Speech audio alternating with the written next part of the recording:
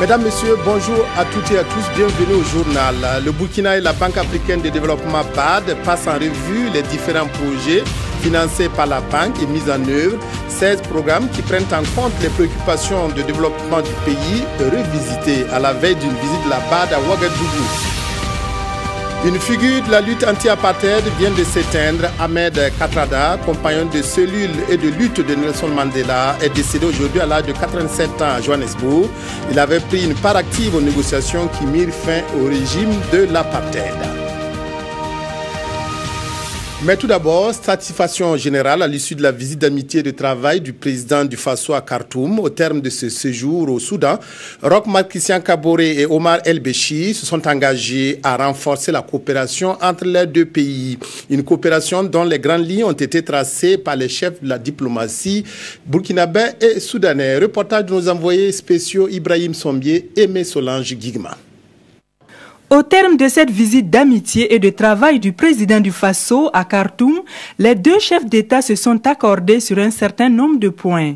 Un nouvel élan aux relations bilatérales dans tous les domaines, matérialisé ici par la signature d'accords de coopération par les deux ministres des Affaires étrangères. L'irrigation est quelque chose d'assez poussé ici, et donc c'est l'un des premiers secteurs sur lesquels il pourrait se développer une coopération. Il y a aussi le secteur de l'énergie, le secteur des mines également, puisqu'ici il y a des fonderies et même des usines de traitement de l'or, ce qui pourrait avantager le Burkina qui est un des plus gros producteurs d'or. L'éducation surtout, puisqu'on a une forte proportion d'étudiants ici.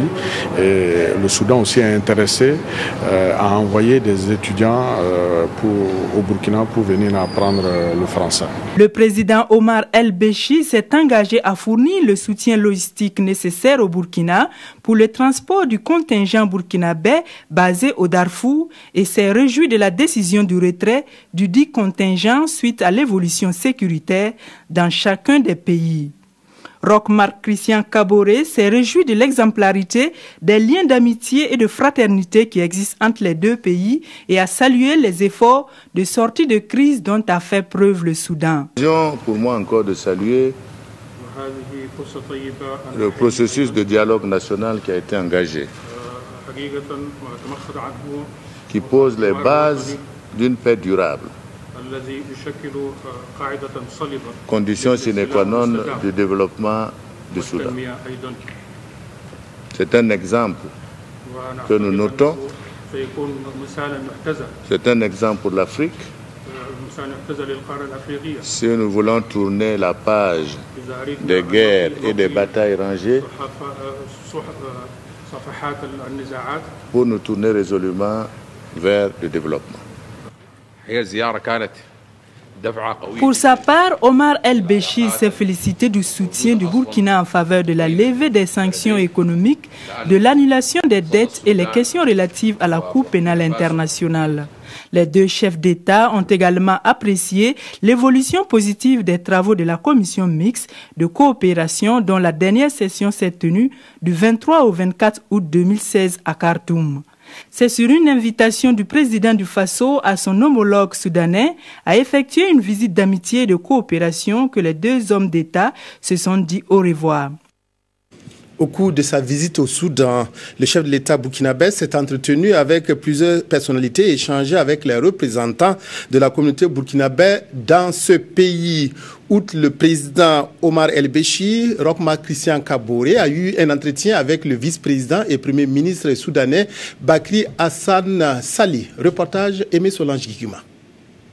Au cours de cette visite d'amitié et de travail, le président du Faso a eu un entretien avec le vice-président et premier ministre du Soudan, Bakri Hassan Sali. Les échanges ont porté sur des questions d'intérêt commun, lesquelles sont déclinées ici par le ministre des Affaires étrangères du Soudan, Ibrahim Kandou. Nous avons abordé les questions liées à l'économie, la sécurité, l'industrialisation, la transformation des matières premières et la politique. Et nous avons également discuté de comment s'accompagner pour développer l'économie des deux pays.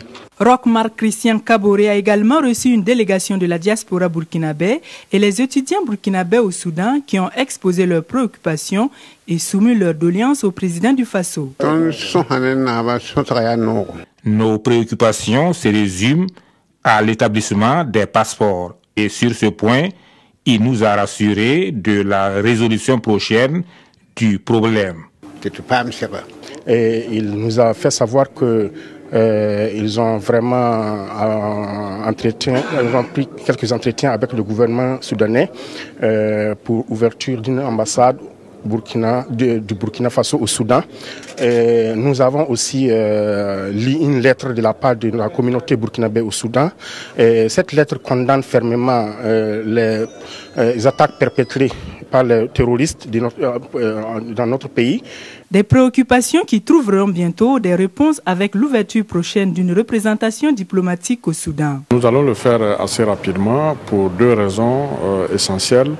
D'abord, la réciprocité en diplomatie, c'est quelque chose de fondamental puisque vous savez qu'il y a une ambassade du Soudan au Burkina depuis quelques années et la réciprocité veut que nous aussi on ouvre une représentation diplomatique au Soudan. Et l'autre raison, c'est aussi le grand nombre de Burkinabés résidant au Soudan. L'ouverture de cette mission diplomatique va également contribuer au renforcement de la coopération entre les deux pays. La revue du portefeuille des opérations de la Banque africaine de développement BAD au Burkina réunit aujourd'hui à Ouagadougou du beau monde. Autour de la table, le gouvernement, les coordonnateurs des projets financés par la banque et les premiers responsables de l'institution bancaire.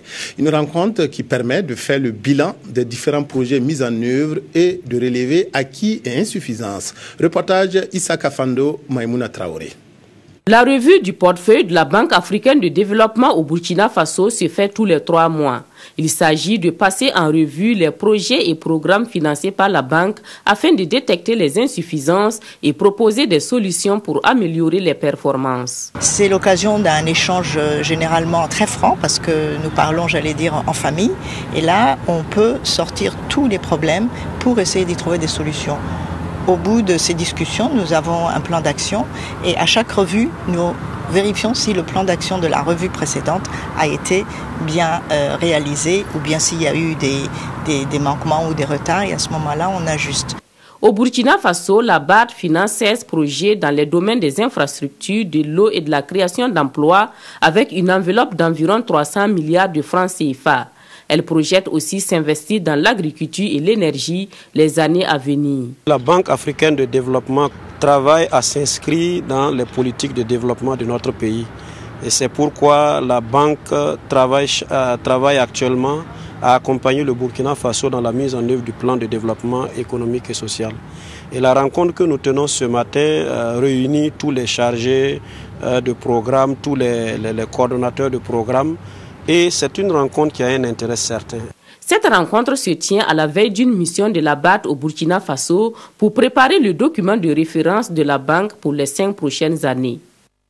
La Commission nationale de la coopération décentralisée tient depuis ce matin à Ouagadougou sa 7e assemblée générale. La rencontre réfléchit à la contribution de la coopération décentralisation à la mise en œuvre du plan national de développement économique et social, le PNDS. Les participants vont faire le bilan de la 6e session et dresser une cartographie de la coopération décentralisée. Les précisions de Jean-Hugues Bayala et Oumar Zombré. Les acteurs nationaux de la coopération décentralisée tiennent ici leur 7e session ordinaire. Ensemble, ils vont réfléchir sur la contribution des collectivités territoriales dans la mise en œuvre du nouveau référentiel de développement économique et social, le PNDS. Il est tout à fait normal que les acteurs à la base, notamment les collectivités territoriales, à travers leurs partenaires que sont les ou les départements, donc à travers la coopération décentralisée, mettre à jour leurs programmes et projets et donc sur ce référentiel national qu'est le PNDS. Le premier point, évidemment, on va profiter également faire le point de l'ensemble de la coopération décentralisée, voir donc les différentes difficultés qu'il y a, voir s'il y a des possibilités pour que les différentes collectivités puissent mutualiser leurs efforts. Plusieurs collectivités entretiennent des liens de coopération avec des partenaires nationaux ou étrangers. Et cette session vise aussi à harmoniser le plan de développement avec ceux du PNDS. C'est de voir comment nous, dans notre recherche de coopération avec les autres, les partenaires techniques et financiers, les communes avec lesquelles nous sommes jumelés, avec lesquelles nous avons des accords, dans quel cadre il faut inscrire cette coopération-là? Quelles sont les priorités? Au cours des travaux, les participants vont entre autres évaluer la mise en œuvre des recommandations de la 6e Assemblée générale et faire la cartographie de la coopération décentralisée. Des assises nationales sont aussi prévues dans les mois à venir afin de faire le point et redonner de nouvelles orientations pour la redynamisation de cette coopération. Coopération pour nourrir le corps, l'Église pour nourrir l'esprit. L'archidiocèse de Ouagadougou a dévoilé hier son plan pastoral stratégique 2016-2020. Il contient les grandes orientations de l'Église pour les 5 prochaines années pour renforcer la foi chrétienne des fidèles. Il s'agit aussi de remettre à l'ordre du jour les valeurs cardinales qui sont la solidarité, la paix et la réconciliation. Amadou Ilboudou, Zoubaviel, David Dabiri. Un plan pastoral stratégique pour une vie chrétienne vertueuse. L'archidiocèse de Ouagadougou se dote d'un référentiel qui, pendant les 5 prochaines années, va orienter l'action des pasteurs de l'Église catholique et renforcer la foi des fidèles. C'est un plan décliné en 4 objectifs stratégiques, confinés dans ce document et présenté ce matin à la presse. L'Église, dans le contexte de la nouvelle évangélisation, voudrait bien rendre dynamique dans son ardeur et dans ses méthodes l'annonce de l'Évangile. D'où l'importance et la nécessité des plans pastoraux dans un diocèse qui, comme dans les institutions de la société civile, a le devoir d'organiser, de planifier. L'Église partage les joies, les peines, les espoirs du monde de ce temps. C'est dans ce sens que parmi les 121 activités qui sont proposées, vous trouverez un certain nombre d'activités qui vont dans le sens de la promotion du vivre ensemble. Un vivre ensemble qui, selon les pasteurs catholiques, doit être jalonné de valeurs comme la solidarité, le civisme et la réconciliation des cœurs, un thème d'actualité au Burkina Faso. Activité 82 demande de participer au grand débat de société. Et comme la réconciliation est un de ces débats ces jours-ci, nous faisons tout pour être présents avec tous nos frères et toutes nos sœurs des autres confessions religieuses. Ce plan stratégique prévoit également des actions de développement en faveur des populations à travers l'OCADES. Il accorde une place de choix au dialogue interreligieux. La 15e édition du Festival des masques de Pouni s'est déroulée le week-end dernier dans cette commune du Sanguier. La manifestation a connu la participation de plusieurs sociétés de masques venues de cette province, mais aussi des ballets. Démonstrations et défilés de masques ont jalonné les 3 jours de ce rendez-vous devenu incontournable. Reportage à Pouni, Paul-David Bambara, Bouma Ernest Nebier.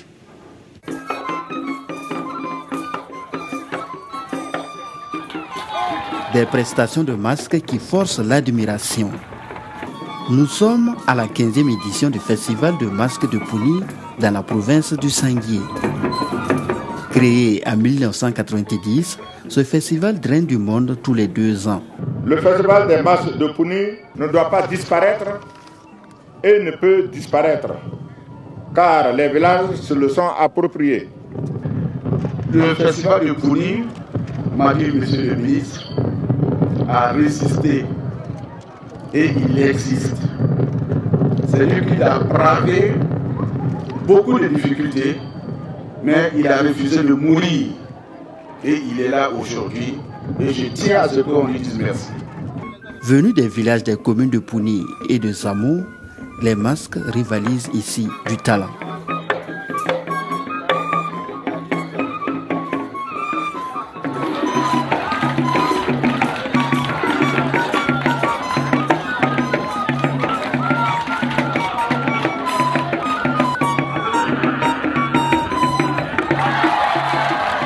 À chaque édition, les organisateurs font appel à des sociétés de masques d'autres provinces. Et cette année, c'est la province des Ballets qui a été invitée.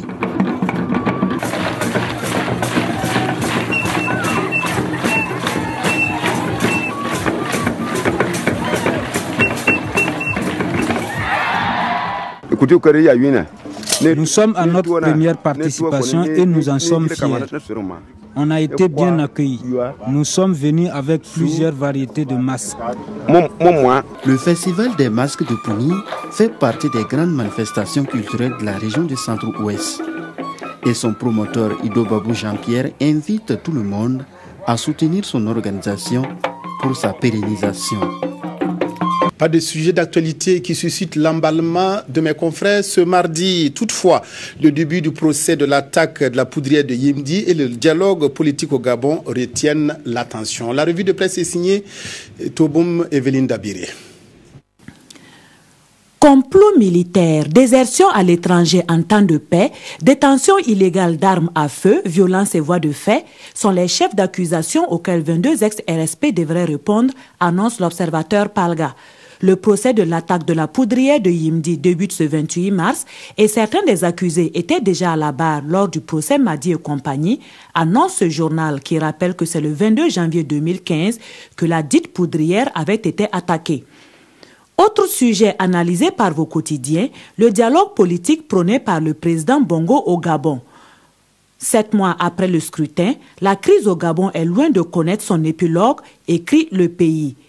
Prévu pour démarrer ce 28 mars, ce rendez-vous qui veut réunir la classe politique et la société civile a pour ambition de dépassionner le débat et amener les uns et les autres à se départir des intérêts partisans au profit de l'intérêt général du peuple gabonais, explique Sidoya.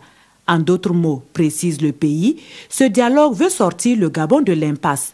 Cependant, ce dialogue politique qui se veut inclusif et sans tabou est boycotté par la coalition pour la nouvelle république de Jamping. Mais cela ne semble aucunement gêner le pouvoir gabonais car que tel ou tel ne participe pas, peu importe, cela ne gêne pas, affirme le premier ministre gabonais dans les colonnes du Pays.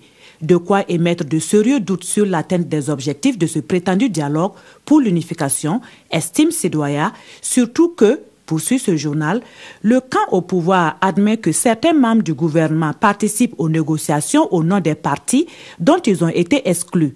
Pour le quotidien d'État, c'est un simulacre de dialogue, plutôt une vaste comédie qui risque malheureusement de ne pas changer la donne au pays, d'Ali Bongo, conclut Le Pays. Fin de cette édition, merci de votre aimable attention à la RTB. Excellent après-midi à toutes et à tous.